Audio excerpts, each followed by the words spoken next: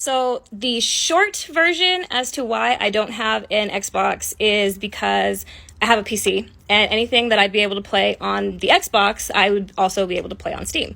The longer answer is that Microsoft has been a fucking whirlwind of disappointment ever since after the first Xbox. My dad got the original Xbox when it came out, and it was awesome. He went and got it modded. It was really cool. We had a shit ton of games on it, and I played that thing all the fucking time.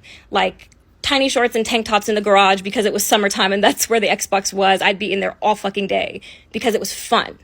And then they had the 360. That thing was a fucking disaster. My mom got one of those, and she told me that she had to replace it I want to say 2 or 3 times because she kept getting the red ring of death.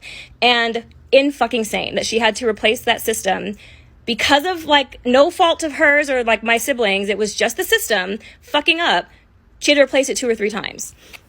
And they did improve a shit ton with the Xbox One, but from there it became a problem of exclusives. Now you have this system, you having to compete with Sony and Nintendo, who have been making video game consoles and video games for longer than you have as a company, and you're not doing anything to try to close that gap between your system and the other 2 competing systems that you're dealing with. With the Xbox One, they had the opportunity to basically be either right on par or ahead of Sony and Nintendo with their exclusives because they had technology that neither one of those companies had. The Kinect was fucking genius. It was amazing. It was so fucking cool. And yes, it did start on the 360. That was probably the only saving grace that the 360 ever had.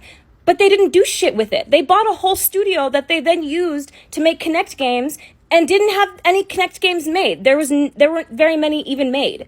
And that studio has now been, I'm pretty sure, inactive for years. They also have bought up other studios that they've then either shut down, stopped using, stopped making games from that studio, and they could have instead had exclusives from those studios, but they did not. They did nothing. So it's just they're disappointing. And I really was kind of excited when they were talking about buying Blizzard and Activision, because it was holy shit, you guys are actually trying to get on the ball now and get some fucking Xbox exclusives, and look where that's going. So it's just disappointment once again. And it's frustrating to watch because they have so many resources and they could be such a better gaming company, and it's whoever is in charge of that just doesn't fucking care. And it's very, very frustrating as a person who enjoys video games and has liked the Xbox or the original Xbox, I guess, because the 360 was kind of trash.